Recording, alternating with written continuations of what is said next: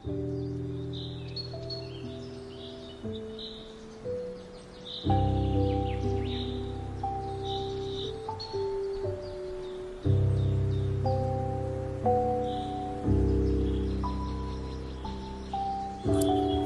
Local tourism এই জায়গাটার নাম খুব রয়েছে, এটাকে বলা হয় কাটা সাহেবের কুঠি। Wishing you all a very very happy new year. Good morning everyone. Welcome to our channel Soulmates on the go. আজকে সকাল সকাল আমরা বেরিয়ে পড়েছি। আজকে যাচ্ছি কল্যাণী এক্সপ্রেসওয়ের দিকে। এক্স্যাক্টলি কোথায় সেটা একটু পরেই জানতে পারবে, সঙ্গে থেকো। চলো। আজকে বছরের প্রথম দিন, তো সবাইকে হ্যাপি নিউ ইয়ার জানাচ্ছি সোলমেটসের পক্ষ থেকে। এখন আমরা সোদপুরের মোড়টা ক্রস করছি। তো এখানটাতে তো একটু সরু জায়গাটা, তো জেনারেলি একটু জ্যাম আছে, অস্বীকার করব না।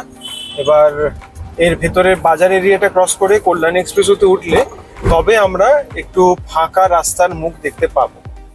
আজকে দেরিতে বেরোনোর মেন কারণটা তোমরা নিশ্চয়ই জানো যে আমরা একটু ভোরে বেরোনো পছন্দ করি, বাট আজকে দেরিতে বেরোনোর মেন কারণটা হচ্ছে কি, কালকে রাত্রিবেলা যতই হোক একটু সেলিব্রেশন হয়, তো 31st ডিসেম্বর শেষ হয়ে আমরা 1st জানুয়ারিতে একটা নতুন বছরে পদার্পণ করছি। অনেক নতুন রেজলিউশনস থাকে, অনেক নতুন ইচ্ছা থাকে, বাকেট লিস্ট থাকে। তো সবকিছুর পর শুতে শুতে বেশ দেরি হয়েছে।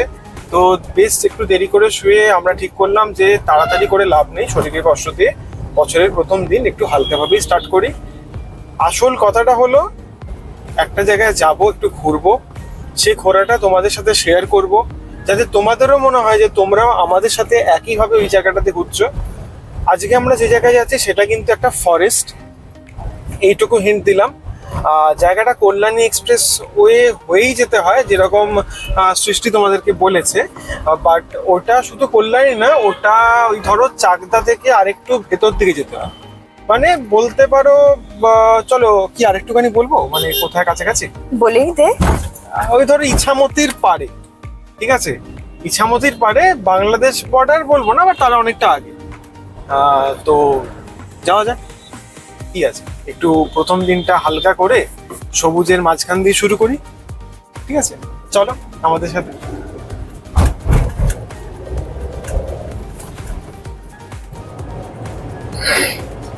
আমরা জাস্ট কল্যাণীতে উঠে গেছি, কল্যাণী এক্সপ্রেসওয়েতে।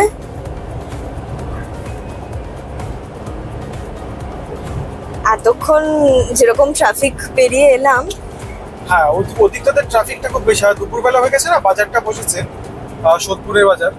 হ্যাঁ দুপুর হয়ে গেছে। হ্যাঁ বেশ 10টা বেজে গেছে, মানে এটা বেশ দুপুরই বলা যায় আর কি।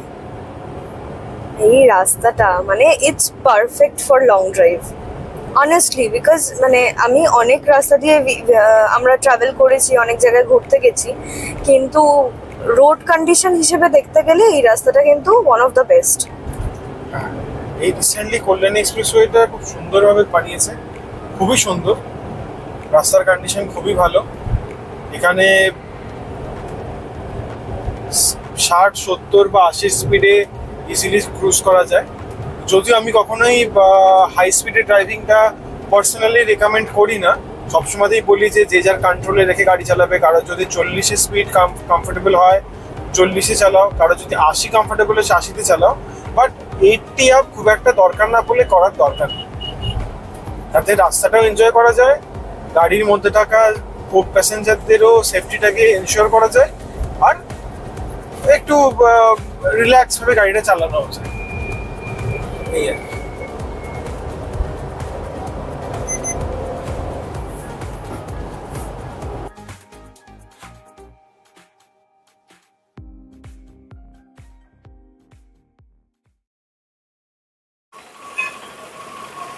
আমরা এখন এখানে একটু ব্রেক নিলাম। এটা হচ্ছে বিরোহী। এখানে সরাইখানা ধাবা বলে একটা ধাবা আছে। এর আগেও আমরা এসছিলাম, যখন আমরা কৃষ্ণনগর ব্লগ করেছিলাম তখন তোমাদের সাথে ওটাও শেয়ার করেছিলাম, এসছিলাম। এখানকার খাবার দাবার যথেষ্ট ভালো লাগে আমাদের। আমরা এখন ভেতরে ঢুকবো, খাবো, দেখি চলো কি খাই। এখন মোটামুটি 12টা বাজে। আমরা ভেতরে যাই, একটু হালকার ওপর কিছু খাবো, কারণ বেরিয়েছি অনেকক্ষণ, খিদে পেয়ে গেছে। চলো ভেতরে যাই।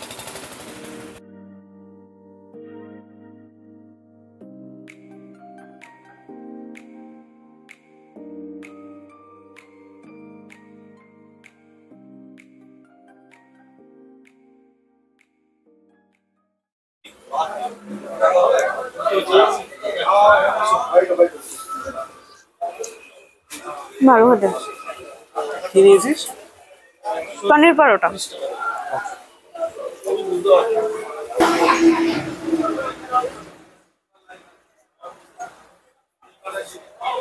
কেমন? অসাধারণ। সকালবেলা এখন হাইওয়ের ধারে গরম গরম ডালপুরি, তার সাথে ছোলা, সত্যি অসাধারণ। আর তার সঙ্গে রয়েছে এই আচারটা, একদম সিজন, অসাধারণ অসাধারণ।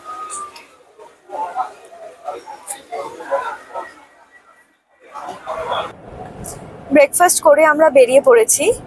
আমরা যাচ্ছি বিভূতিভূষণ অভয়ারণ্য, যেটাকে পারমাদান ফরেস্টও বলা হয়। এখান থেকে মোটামুটি 1 ঘন্টা 20 মিনিট মতো লাগবে। আমরা পৌঁছতে পৌঁছতে আমাদের মোটামুটি 2টো বাজবে আশা করছি, 2টোর মধ্যে পৌঁছে যাওয়া উচিত। আর চলো যাই, দেখি কতক্ষণ লাগে। যদি এক্সট্রা টাইম লাগে তাহলে ওখানে সময়টা অনেকটা কমই পাবো। তো চলো যাই, কতক্ষণ লাগে দেখি। 2টোর মধ্যে পৌঁছে গেলে ভালো হয়, তাহলে ঘোরার জন্য ঘন্টাখানেক সময়ও পাবো। চল।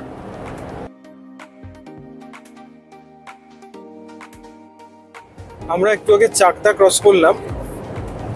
চাকদা থেকে ডান দিকে বনগা যাওয়ার যে রাস্তাটা আছে, ওটা দিয়েই পারমাদান ফরেস্ট যাওয়া যায়। কিন্তু ওই রাস্তাটা এখন আমাকে লাল দেখালো, জানি না কেন, কোনোভাবে বোধহয় ট্রাফিকটা ওই রাস্তাতে একটু বেশি আছে কোনো রিজনে। ওই জন্য আমরা এখন যেটা করছি, আমরা সোজা রানাঘাট চলে যাচ্ছি। রানাঘাট থেকে আমরা ডান দিকে ঘুরবো। আর কল্যাণী এক্সপ্রেসওয়ের পর, মানে এই NH2-তে, সরি 12-এ, যখন তোমরা কেউ ড্রাইভ করবে, যারা অতটা ড্রাইভ করে এখানে অভ্যাস নেই, মানে আমারও তো খুব একটা অভ্যাস নেই রাস্তাতে ততটা ড্রাইভ করে, আমি 2-3বারই গাড়ি নিয়ে এসেছি। একটা জিনিস খেয়াল রাখবে, এখানে কিন্তু স্ট্রেচগুলো খুব লম্বা। মানে তোমরা ধরো যদি কোনোভাবে, যেটা কৃষ্ণনগর যাওয়ার ব্লগে আমি তোমাদের হয়তো দেখাতে পারিনি, কারণ খুব একটু জ্যাম ক্রিয়েট হয়ে গেছিলো বলে ব্লগটা ওখানে কন্টিনিউ করা যায়নি। যদি তোমরা কোনো একটা জায়গাতে বাঁদিকের ডাইভারশনটা মিস করে যাও, সাপোজ ধরো তোমরা নৈহাটি ঢুকছো বা রানাঘাট ঢুকছো, বাঁদিকের ডাইভারশনটা মিস করে গেলে পরেরটা আস্তে আস্তে কিন্তু তুমি 2টো সহ ছাড়িয়ে চলে যাবে। এবং ডান দিকে কিন্তু ঘোরানোর জায়গা, এই ইউটার্ন নেই বললেই চলে, নাল অ্যান্ড ভয়েড প্রায়। তো একটু খেয়াল রাখবে সেই দিকটা। আপাতত আমরা রানাঘাটের দিকে যাচ্ছি। রানাঘাট হয়ে আমরা সোজা দেখা হবে পারমাদান ফরেস্ট। তার মাঝখানে হ্যাঁ, রাস্তার কন্ডিশনটা তোমাদেরকে বলবো। এখন অবধি তো রাস্তা নিয়ে বলার কিছু নেই, রাস্তা অত্যন্ত ভালো, পুরো মাখনের মতো রাস্তা এখানে। যারা ড্রাইভ করতে ভালোবাসো, ড্রাইভ করে প্রচণ্ড আনন্দ পাবে মোটামুটি হবে। আর যাদের ক্রুজ কন্ট্রোল করো গাড়িতে, তারা 70-80-তে রেখে ইজিলি গাড়ি ড্রাইভ করতে পারো। 2-1টা ছাড়া খুব একটা কোনো গার্ডরেল বসানো নেই। আর এখানে গার্ডরেলগুলোতে সন্ধ্যেবেলা ড্রাইভ করতে অতটা অসুবিধা হবে না, কারণ মোটামুটি রিফ্লেক্টারগুলো দেওয়া থাকে।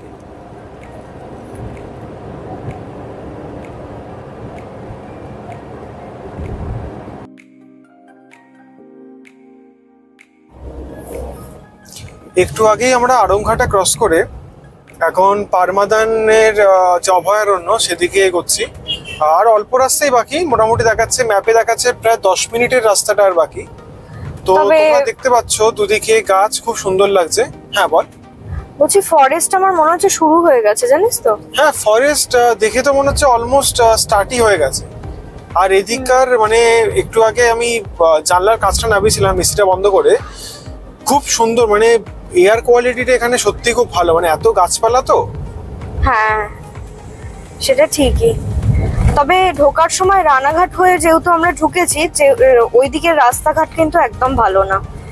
হ্যাঁ, রানাঘাটের রাস্তাটা কিন্তু ভালো না। তোমাদেরকে যদি চাকদার রাস্তাটা না দেখিয়ে রানাঘাট কোনোভাবে দেখায়, তাও চেষ্টা করবে চাকদা দিয়ে যাওয়ার, সময় বেশি লাগুক। হ্যাঁ, চাকদা হয়ে আসাটা আমার মতে বেটার, অনেক অনেক বেটার, অনেক বেটার। কারণ রানাঘাটের রাস্তা একদমই ভালো না। ঢোকার সময় অনেকটা পরে বেশ কিছুটা এগিয়ে আসলে আবার রাস্তা ঠিক হয়ে গেছে, কিন্তু শুরুর দিকের রাস্তা খুবই খারাপ। এখানে দেখা যাচ্ছে সোজা বনগা 29 কিলোমিটার, বিভূতিভূষণ অভয়ারণ্য ডান দিকে 3 কিলোমিটার, আর সামনে সোজা চলে গেলে পড়বে দত্তফুলিয়া, তারপর বনগা।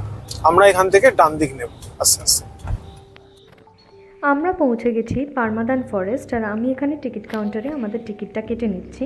তোমাদেরকে এখানে একটা কথা বলে রাখি যে এখানে আসার জন্য কিন্তু ক্যাশ ক্যারি করা ভীষণভাবে ম্যান্ডেটরি। এদের এখানে কোনো জিপে সিস্টেম নেই, তাই অনলাইনে পেমেন্ট করার অপশানসও নেই। যারা ইনকনভিনিয়েন্স অ্যাভয়েড করতে চাও ক্যাশ সাফিসিয়েন্ট ক্যারি করো। আমরা রিকোয়েস্ট করাতে এনাদের মধ্যে একজন আমাদেরকে ক্যাশ দেওয়ার জন্য রাজি হয়ে যায়, কিন্তু তার জন্য আমাদেরকে 550 রুপিস পেমেন্ট করতে হয়েছিল ফর 500 রুপিস ক্যাশ। এখন বাজে দুপুর 2:15। আমরা এসে গেছি বিভূতিভূষণ অভয়ারণ্য, এটাকে পারমানেন্ট ফরেস্ট বলা হয়। তো এখানে এই আমার ডান দিকে গেট তোমাদেরকে দেখিয়েছি, সেই গেট দিয়ে আমরা ঢুকলাম। এখানে তোমাদের টিকিট হচ্ছে পার হেড 100 টাকা করে, আর গাড়ির চার্জ হচ্ছে ভেতরে রাখার 60 টাকা। বাইরেও অনেক গাড়ি রাখার জায়গা আছে, তোমরা বাইক বা গাড়ি বাইরেও পার্ক করতে পারো, সেখানে 40 টাকা নেয়, আর ভেতরে রাখলে 60 টাকা নেয়। যদিও আমি মনে করেছি যে ভেতরে রাখাটা অনেক বেশি সেফ, কারণ আমি যখন এদের গ্রাউন্ডের মধ্যে ঢুকেছি, অভয়ারণ্যের যে এরিয়া তার মধ্যে গাড়ি রাখাটা আমার মনে হয় পার্সোনালি অনেকটা সেফ হয়। আর কি বলবো, এটা হচ্ছে তোমার সুন্দরবন টাইগার কনজারভেশন, যেটা তারই একটা পার্ট। আমাদের কলকাতাতে বারুইপুরে একটা রয়েছে, তোমরা নিশ্চয়ই জানবে, চিন্তামণিকর বার্ড স্যাংচুয়ারি। ওটাও কিন্তু সুন্দরবন টাইগার কনজারভেশনেরই একটা পার্ট, তো এটাও তাই। তো যাই হোক, এটা খুবই ভালো লাগছে। এখানকার পরিবেশটা পেছন দিকটা দেখতে পাচ্ছ, খুবই সুন্দর, খুবই ভালো একটা পরিবেশ। আশা করছি আমাদের ঘোরাটাও খুব ভালো হবে। প্রচুর পাখির ডাক শুনতে পাওয়া যাচ্ছে। তো চলো একটু হেঁটে দেখা যাক কীরকম ভালো লাগে জায়গাটা।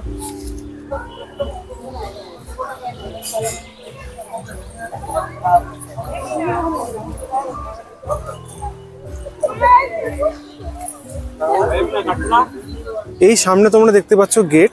গেট থেকে ঢুকে সামনে ফুচকা, আইসক্রিম এবং অন্যান্য অনেক কিছু খাবারের স্টল রয়েছে। আর এই যে ডান দিকটাতে, এই যে জায়গাটাতে আমরা এখন দাঁড়িয়ে আছি, সেটা হচ্ছে তোমার পার্কিং স্পেস। এখানে তোমার ওখানে অনেকেই মানে গাড়ি টাড়ি এনেছে। এই সামনে আমাদের গাড়িটা পার্ক রয়েছে, দূরে একটা অটো রয়েছে, একটা বাস রয়েছে, এরকম অনেক গাড়ি ভেতরে পার্কিং হচ্ছে। আর যেমন তোমাদেরকে বললাম, কিছু গাড়ি কিন্তু বাইরেও পার্কিং হচ্ছে।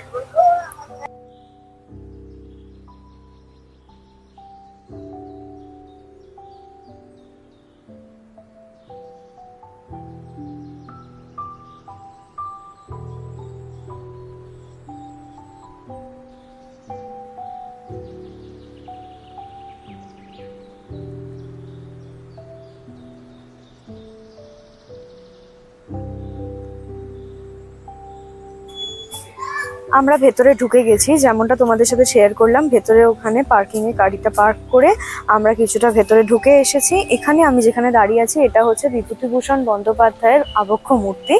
এখানে ওনার জন্ম এবং মৃত্যু সালটাও দেয়া রয়েছে। আর আমার বাঁ দিকে রয়েছে একটা ম্যাপ, যেটা তোমাদেরকে ইন্ডিকেট করবে, মানে এর ভেতরে যা যা জায়গা আছে সেগুলোকে একটা ম্যাপের থ্রু এখানে দেখানো হয়েছে। আমরা একটা কাজ করব, আমরা এই ম্যাপটার একটা ছবি তুলে নিয়ে তারপরে ভেতরে ঢুকবো, কারণ বাই চান্স যদি ভেতরে ঢোকার পর কোনো রকম কনফিউশন হয় বা হারিয়ে যাই, আমাদের ম্যাপটার সাহায্যে আমাদের আর কি জায়গাটা খুঁজতে সুবিধা হবে। চলো দেখাই তোমাদেরকে। এইটা হচ্ছে ম্যাপটা, আর আমরা এটার একটা ছবি তুলে নিয়ে তারপরে ভেতরে ঢুকবো।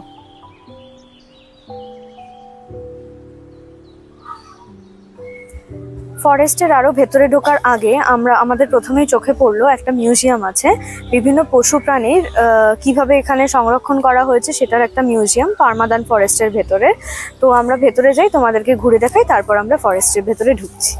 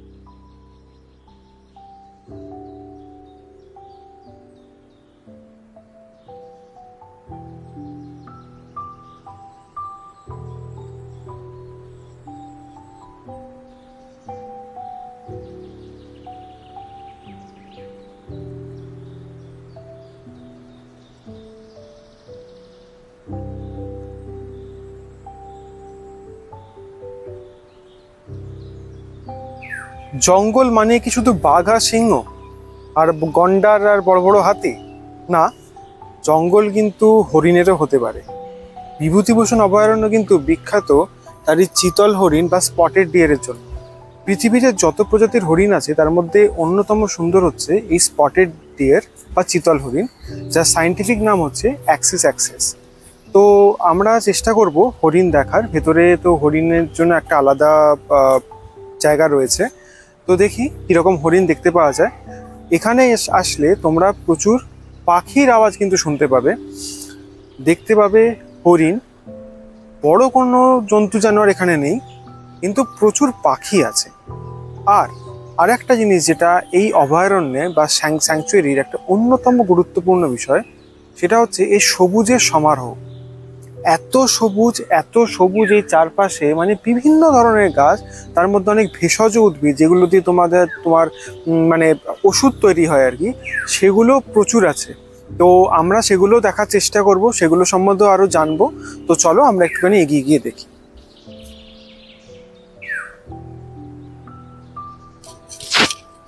একটু মাঝখানটা নোটিস করলে দেখতে পাবে এখানে প্রচুর হরিণ আছে। পরপর 2-4খানা হরিণ আছে, 3-4টে হরিণ আছে পরপর, অনেকটা দূরে আছে, তাই হয়তো তোমরা বুঝতে পারছো না। একটু মন দিয়ে লক্ষ্য করলে দেখতে পাবে। আমরা দেখানোর চেষ্টা করছি, যতটা পারছি আমরা আমাদের মতো দেখানোর চেষ্টা করছি। আই হোপ এখন দেখা যাচ্ছে, অনেকটা কাছে এসেছে।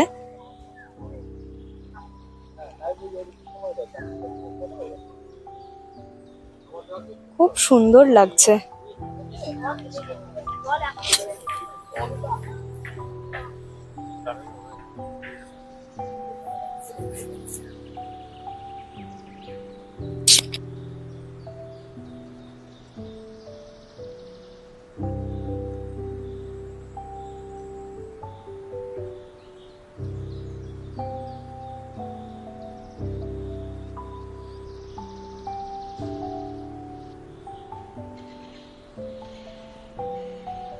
এইখানে ভেতরটাতে প্রচুর ছোট ছোট পাখি দেখা যাচ্ছে। আই হোপ তোমরা দেখতে পাচ্ছ একদম মাঝখানটা করে। এখানে প্রচুর পাখি আরো এসছে। তোমরা কেউ যদি চিনতে পারো পাখিগুলো অবশ্যই কমেন্ট সেকশনে জানিও, বিকজ আমরা পুরোপুরিভাবে বুঝতে পারছি না এগুলো কি পাখি।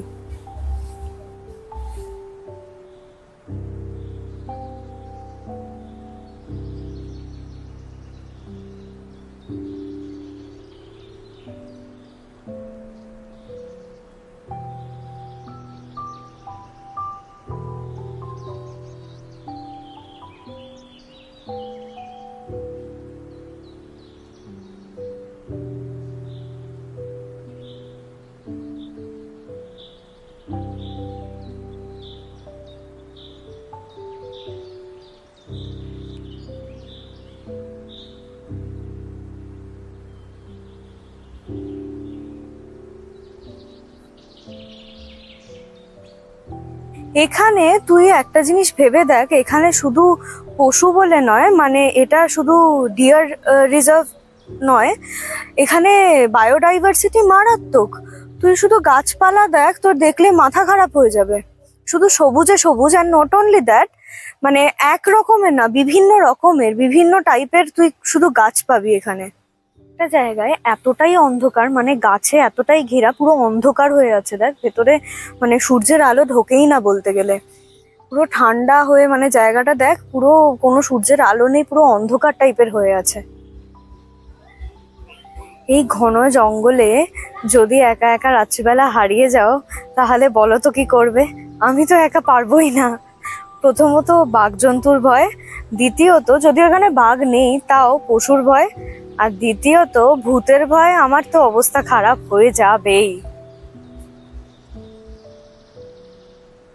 দাদা, ইছামতি নদীর এদিকে? ও আচ্ছা, এটাই। হ্যাঁ না, 4টে বেজে যাচ্ছে তো, বেরিয়ে যেতে হবে বললো। হ্যাঁ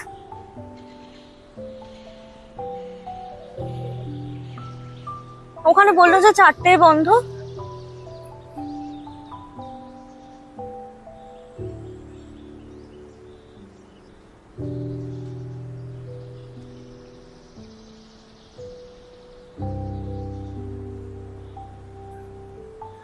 আচ্ছা, তোমাদেরকে কয়েকটা কথা বলা হয়নি, সেটা হচ্ছে আমরা যেহেতু 4 চাকা নিয়ে এসেছিলাম, 4 হুইলারের জন্য এখানে পার্কিং ফি হচ্ছে 60 টাকা।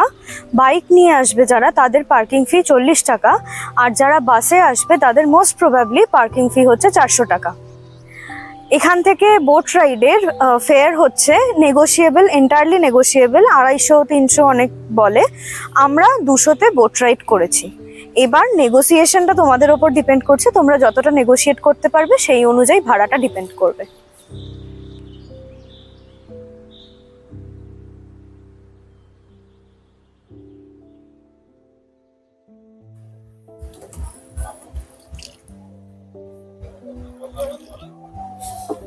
আমরা এখন ইছামতিতে বেরিয়ে পড়েছি। ইছামতিতে এখন একটু ঘুরবো, ঘুরে তারপর আমরা যাব আর একটা জায়গা, তোমরা বুঝতেই পারছো, কিন্তু গিয়ে জানাচ্ছি কোথায় যাচ্ছি।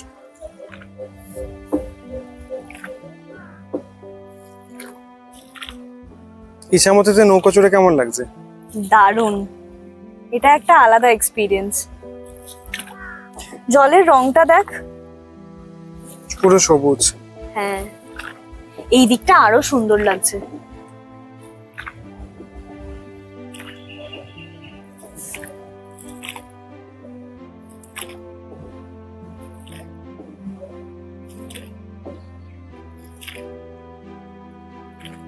দাদা, আপনাদের এখন কি সব থেকে ভিড় হচ্ছে?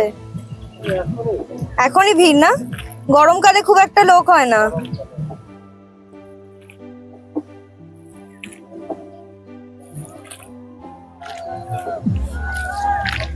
বিভূতিভূষণ অভয়ারণ্যে আসলে যদি তোমরা দিনের দিনই ব্যাক করো অবভিয়াসলি, তাও কিন্তু একটা জায়গায় এখানে ঘুরে নেওয়া যাবে, সেটা হচ্ছে মঙ্গলগঞ্জের কাটা সাহেবের কুঠি। বিভূতিভূষণ অভয়ারণ্য আমার ডান দিকে, মঙ্গলগঞ্জ আমার বাঁ দিকে, মাঝখানে বয়ে চলেছে ইছামতি, বাংলার বহু কবি সাহিত্যিকদের কলমে রঞ্জিত ইছামতি, যার মানে যাকে নিয়ে প্রচুর গল্প, কবিতায়, উপন্যাস ইছামতির কথা বারবার উঠে এসেছে। তো আমরা এখন নৌকায় করে চলেছি মঙ্গলগঞ্জের দিকে, ওখানে কাটা সাহেবের কুটিটা একটু দেখে যাই। এখন পড়ন্ত বিকেল, সূর্য ডুবু, যদিও টাইম খুব একটা কিছু নয়, জাস্ট 3:51 বাজে, তাও কিন্তু এখানে যেহেতু জঙ্গল বেশি, যেন মনে হচ্ছে যেন সূর্যাস্ত যার সময়ের অপেক্ষা। খুবই ভাল লাগছে এখানে। গানের আওয়াজ নিশ্চয়ই পাওয়া যাচ্ছে, সামনে কোথাও পিকনিক হচ্ছে, এটা খুব পিকনিকের জন্য ফেমাস, আমি এসে শুনলাম। তো চলো এই জার্নিটা কেমন লাগে ইছামতির ওপর নৌকায় করে তোমাদের সাথে শেয়ার করি। খুব সুন্দর একটা অভিজ্ঞতার এটা আমার সাক্ষী, কারণ ইছামতি কিন্তু আমার খুব মনের কাছের নদী। বাড়ি যতই গঙ্গার ধারে হোক না কেন, আমার খুব পছন্দের কবি সাহিত্যিকদের কলমে ইছামতিকে যেভাবে পড়েছি, আর আজকে আমি সেখানে নৌকায় চড়ছি, এটা কিন্তু একটা অন্যতম অনবদ্য অভিজ্ঞতা।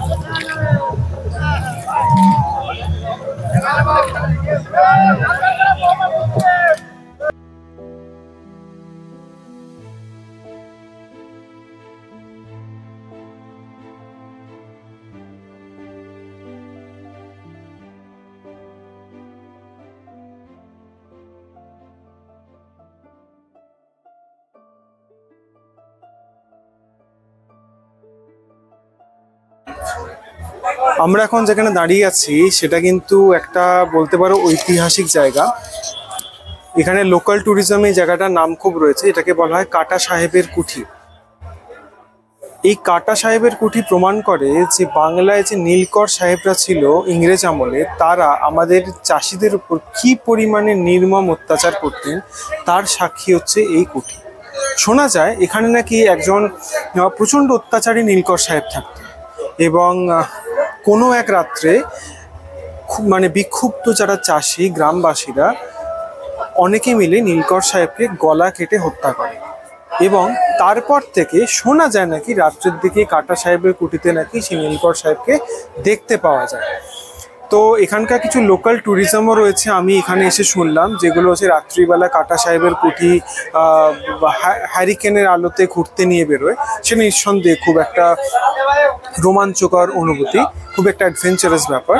বাট এখন আমরা প্রায় এই পড়ন্ত সূর্যের আলোয়, বাজে প্রায় 4:15 এই শীতের বিকেলে কিন্তু কাটা সাহেবের কুঠিতে দাঁড়িয়ে আছি এবং এই অনুভূতিটা ভাষায় প্রকাশ করা যায় না। এখনো কিন্তু এর ইটগুলো পুরো অক্ষত অবস্থায় রয়েছে, যদিও কুঠিটা অনেকাংশে ভেঙে গেছে।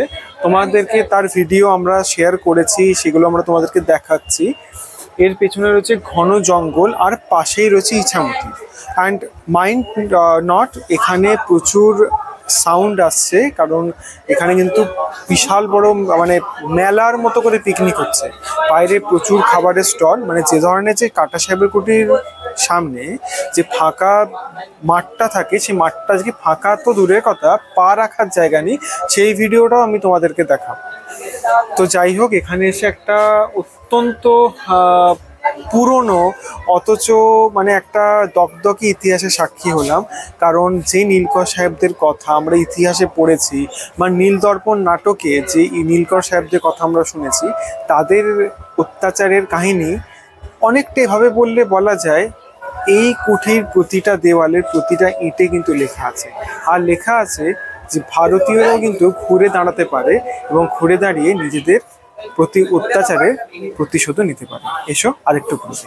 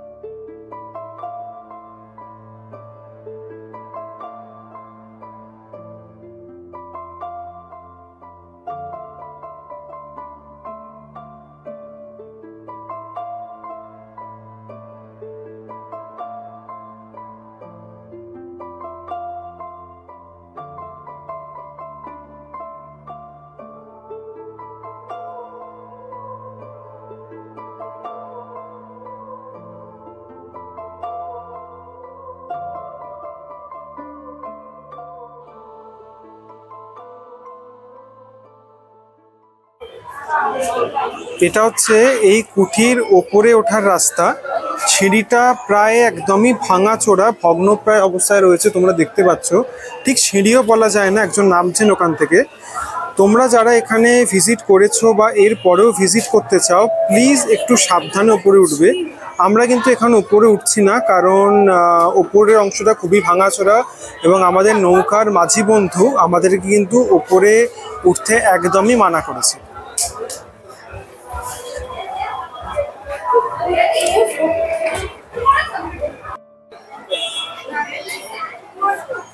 এই বাড়ি যে এখন যে ধ্বংসাবশেষ সেটারই প্রমাণ হচ্ছে এটা। তবে আমার মনে হয়, এটা আমার ব্যক্তিগত মতামত, আমি ইতিহাস ভালোবাসি, আমি মনে করি যে এই ধরনের বাড়িগুলোকে সংরক্ষণ করাটা সরকারের উচিত। তাতে কি হচ্ছে, এই জিনিসগুলো যদি সংরক্ষণ হয়, এগুলোকে নিয়ে যে লোকাল ট্যুরিজম সেগুলো কিন্তু আরো বেশি করে এনরিচড হবে।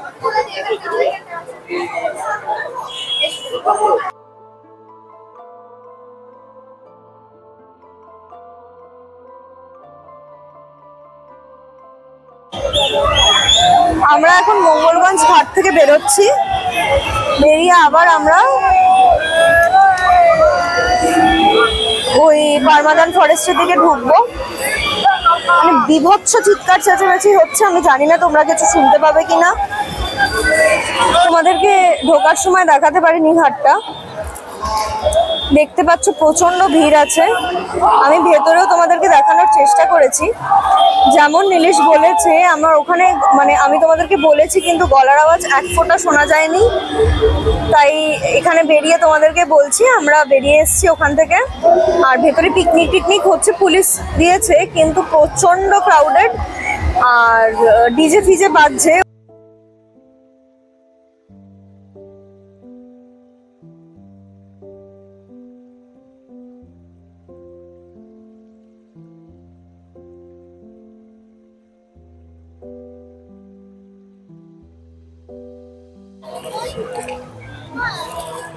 মঙ্গলগঞ্জ নীলকুঠি থেকে বেরোলাম, সূর্য প্রায় ডুবছে বলতে পারো।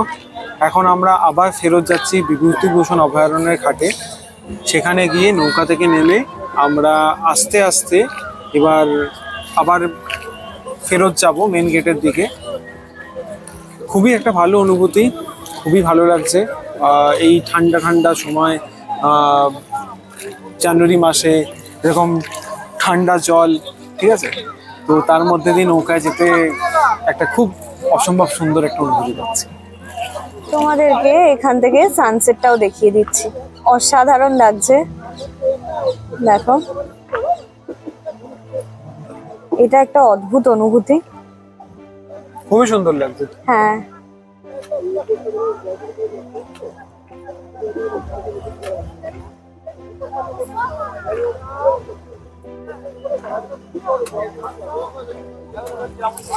আজকে বছরের প্রথম দিনে বেরিয়ে আমাদের ভীষণ ভালো লেগেছে।